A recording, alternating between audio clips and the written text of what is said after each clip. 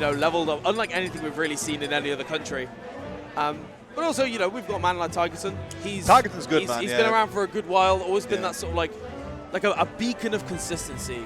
I feel, you know, sort of rules the Tap Jump Tuesdays with an iron fist.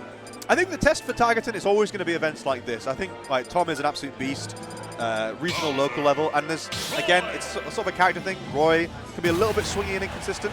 Tigerton is both simultaneously capable of maybe falling a little bit short, but also getting big wins. Yes. And you know, this matchup, you never know.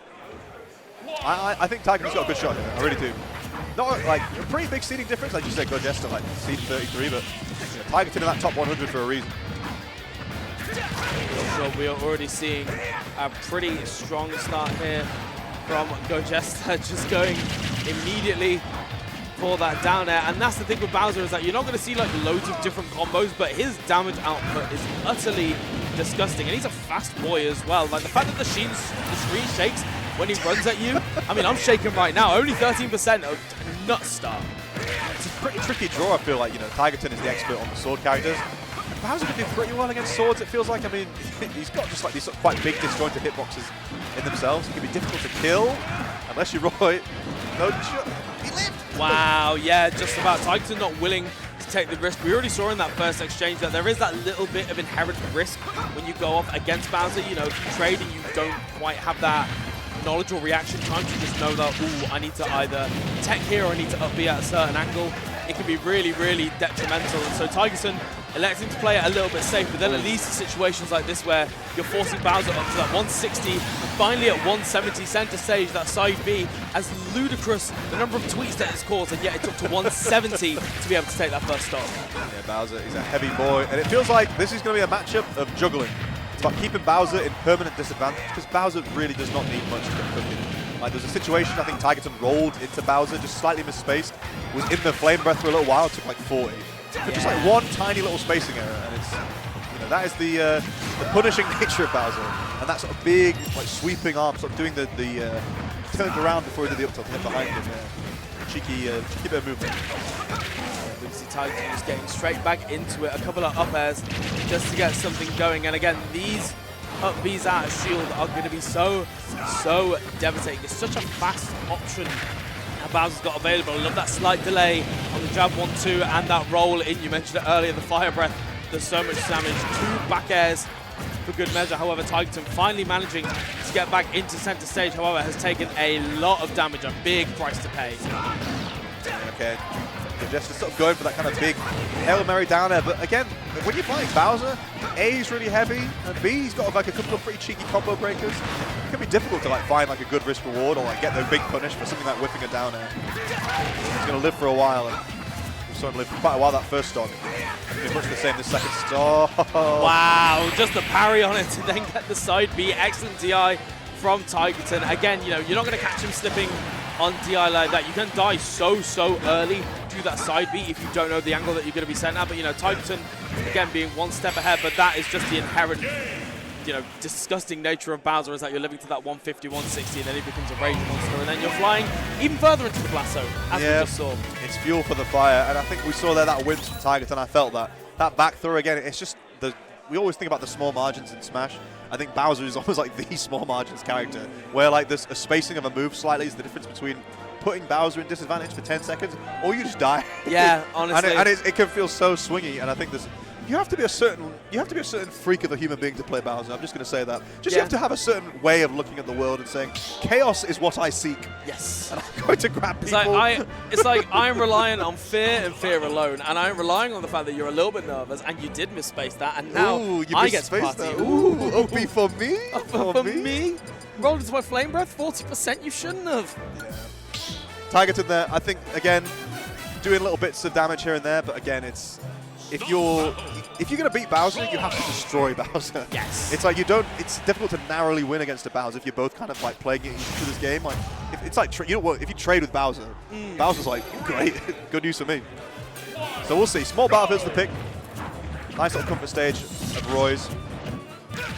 Yeah, just trying to catch the jump there with the reverse up tilt. We can see Tigerton just really making an effort to just completely space away from that up B, just again taking every measure not to get caught by that first hit, managing to get a little combo going in, that sweeping forward air, just swatting Tigerton out of the way. And again, another 40 damage to boot, trying to catch that roll in with the neutral air. 2 back airs for good measure, and unfortunately the weak hit of the forward air. And here we go. Okay. I love that, but still not quite enough. Yeah, the weak hit back air. You get some quite good mix of timings on that Bowser up B. It can be kind of deceptively difficult to punish it sometimes, but Gogesta living another life. For now, Tigerton, some good DI. Yeah, there we go. Just the sweeping forward air covers so much space in front and underneath as well, and we can see they're just trying to get, you know, I love the neutral air to cover the spot dodge timing, right? And even if you get that like last hit, you're still getting conversion off of it at those early percents. But again, you know, Tigerton, we mentioned a little bit earlier on, he really needs to be able to finish his food, because you know, 120, 130, 140, and we're still not seeing the stock gone, and that percentage is getting darker and darker as we speak. Yeah, it's looking difficult here. And the Flame Breath so good. I mean, Bowser's ledge trapping. I mean, Bowser's obviously got a lot of big weaknesses, but there's so many strengths as well. The ledge trapping, the forward air, the Flame Breath, the up B out of shield. You can keep people on the ledge for a long time. But then Bowser as well, also a character that can get stuck in the vortex a little bit as well. Tigerton, 180. I mean, you kind of have to sometimes wait for these super heavies. Yeah, and it's nuts because it was such an alternative timeline where we got that jab into forward smash. If he was just like 5–10% higher, we could be seeing a completely different game right now. And another anti-air up till just that big sweeping hitbox, sending Tigerton to the skies, and Gogesta just with a really, really strong lead at the moment. Yeah, it feels like there's this constant like dilemma of fighting Bowser. You're juggling, because Gogesta, when he's at disadvantage, is kind of like pressing up some buttons to try and like break out of it. So if you're Tigerton, you might want to back away, but then you're just giving up your combo. It's like, I need to keep Bowser at disadvantage. If I let him go, I'm letting him go. Yeah, we can see nearly lapping in percent, just about managing. Oh, and a down smash as well. And I love that Bowser's tech roll, utterly awful, and Tigerton having that sweet spot F smash, just waiting as he crawled closer and closer. And I love that as well, just not risking that drift back with that, again, that charge forward smash that is so tempting to go for, having that side be ready, getting that early kill, and now definitely could see something from Tigerton, but not when you're landing on Bowser like that. Yeah, there's a few times Gogesta's just sort of been able to recognize when Tigerton's going to go for like an aggressive, like out of shield rising back air or an aggressive landing.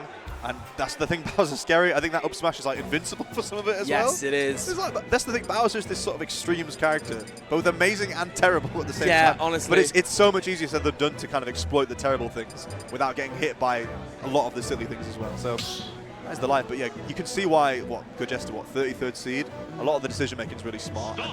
Tigerton playing all right, but it's the margins in this sort of game. I did wonder whether we'd see this. The I think Byleth. I rate this. I think this makes sense. I'm not an expert on the matchup, but just conceptually, like it feels like that Roy, to be safe, has to get really close, and it's almost like if you miss space, you're in so much pain. Whereas Byleth can be a bit more safe, maybe from a distance. We'll see. Now, this is the element of my rustiness when it comes to knowledge of this matchup. The one thing that I always wonder about is those hits of Nair and how that works with Tough Guy. Because obviously those weaker hits, Bowser can just tank through and carry on whatever he was going to do. And that is, you know, I cannot quite remember whether Byleth's neutral air. I think the fact that we're not really seeing it from Tigerton makes me think that actually Bowser's probably going to be able to tank those hits. So it's an option that you really need to use sporadically, such in situations like that. I think it might work. I don't know. I think neutral air, maybe it's like a combo tool. Maybe you finish it. Maybe it's difficult, but I think this pick makes sense. But it's, I mean, Town and City going both ways there. That small side blaster, nearly a problem, but it's good timing on the grab there from Gogesta.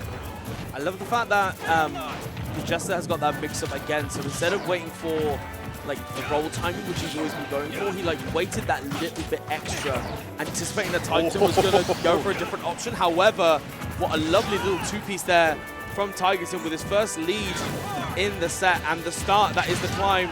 The reverse 3-0 and the forward air not quite managing to do it, but you've still got to get back off the stage, and those platforms are not going to be your friend very soon.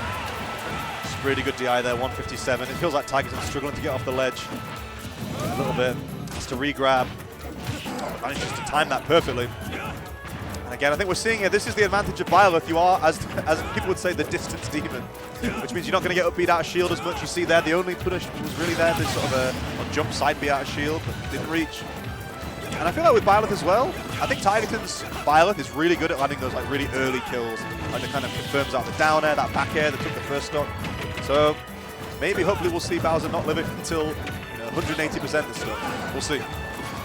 We can see Tigerton just waiting for these up Bs out of shield, and there we go. That little element there, the rapid jab certainly is something that you've really got to be careful when you're fighting against Bowser, because just the grab and punish to go, and Tigerton still stuck at the ledge. And again, you've got to be so careful. You know, you've got to go for that judgment and getting caught in the back, and Town and City rearing his ugly head. Such an early stock loss, particularly because he had such a nice lead. Tigerton wanted to get off that platform, but Town and City had other ideas, yeah. One of those classic moments, but Tigerton definitely still in this. Feels like the ability to get kills in this matchup, especially with that Town and City side blast zone. All right, is this going to be a 3-0? Can Tigerton bring it back? Oh my god, 20%! I mean, hey, it was only 20 this time. It's not the normal 40, so can't complain too much. Okay, there we go. Okay, a little bit of damage, 46. Love that. Getting right back into it. Love that call out on the timing. And the one jab, and he just remembered the flash before his eyes and went, I cannot do this. Right, here we go. Back throw. Tease. Oh, he's sent up. Down there, sent up. Okay, what's the punish? Yeah, not too much at the moment. Tigerton just electing to keep that stage control, and once again it's the ledge trap on the FD variant as well. Gogesta just stuck at this ledge of the up smash, but Gogesta no punish whatsoever. Tigerton has Gogesta in the air, has to land, backs away, and I think the out of shield game has been so much better for Tigerton. The spacing been so well, bets it all going off stage. Yeah, I think just knowing that he'd be able to get back in time just before Bowser having quite a slow recovery means that tether can just quite pin him to the post. But again, it's just being stuck at the ledge, betting it all on that back air. Lovely empty hop. Swings and a miss, did not matter. Tigerton shaking his head, he's like, oh, I missed that. Oh, he's dead. Good news for me. Again, you're on stream, you gotta be like, clumsy me, come on. The competitive integrity of my tournament. Yeah. Fist pump. It felt like Tigerton generally better in neutral because, of course, there's less out of shield punishes. The advantage was really good, sort of was really putting Bowser with the vortex. And also Gogesta a little bit sloppier with the ledge trapping. There was a couple of situations. Tigerton had to re-grab ledge, and like it's just that rock, paper, scissors. And obviously if Gogesta gets this right, it's like a meaty back air, you die at 80, but Tigerton guessing right. Game 4. Yeah, no, for certain. We're electing to go for that smaller stage. I do respect the pick as well. I think the fact that Tigerton is elected for this character, which is a little less reliant on just like up-close interactions, again, just keeping Bowser at that mid-range just with all of his disjoints. I think having that smaller stage means that it's going to be that little bit easier to trap Byleth in the corner, and then you can start just dishing out that fear, the up B out shield as well. There we go, just the neutral get up, only 20%. Again, Tigerton not taking as much damage, but it is still an awful lot to take. And Gogesta, that was a very, very optimistic up all up smash. Yeah, trying to bait maybe a jump from Tigerton there, but Tigerton playing pretty disciplined at the ledge. He's finding it difficult to get off, but he's not going for any Hail Marys. He's getting a reversal of his own. But Gogesta playing so smart. The spacing immaculate. The forward throw is enough. Yeah, just about managing to get that kill. And I can see a little grimace on the face of Tigerton, and in this situation you've just got to back away. Even if you hold shield, you're still taking an awful lot of damage, and now it's just Tigerton trying to finish it off. Pretty optimistic down air, being met with a forward tilt, but the ledge trap, it still continues. And look at the level of respect between both of them, right? They've been so scared of each other's out of shield options, or the grab game particularly from Tigerton, and so just that holding of shield of like, please don't hit me, no, your turn, no, after you, please. I have to say as well, Tigerton's getting some good baits here from sort of the empty lands, the tomahawks, and just the kind of cancel of the neutral beast, starts charging the arrow, and then backs up with an aerial. Gogesta's kind of got trapped by it a few times. 191 here. Yeah, I think he's just very good at, he's more than happy to just play that nickel and dime game. He's happy to just get those stray hits. He's sort of locked in that game plan with the switch over to Byleth, but of course, even now, it's 191% of forward air at the ledge is going to do it, and that lingering hit of the forward tilt as well. 3 stocks to 1 in the favor of Gogesta, and even then that back throw isn't going to do it. Poor Byleth's got to find that stray hit, and Gogesta is having none of it. 201%. This is just a day in the life of Bowser, but again, it is much easier said than done to finish your food in this matchup. But Gogesta playing a lot more solid now. It feels like playing with this lead. Oh my gosh, big damage and nothing else. Just makes the air dodge. Yeah, even if you SD there, just going a little bit lower that forward air, you still would have got 90%, and you just see Tigerton throwing out a lot of these hitboxes. Gogesta having none of it, and what a call out wow. on the roll in. I feel like there were signs of life there from Tigerton, especially that third game, playing super solid. And was playing pretty well that fourth game. But again, Gogesta kind of got the lead and ran with it and ran with it. And it's kind of like trying to force the issue against Bowser. Like, I'm losing. I've got to try and make something happen, but it wasn't quite to be. So our hometown hero, Tigerton, is in losers. But the game that he won,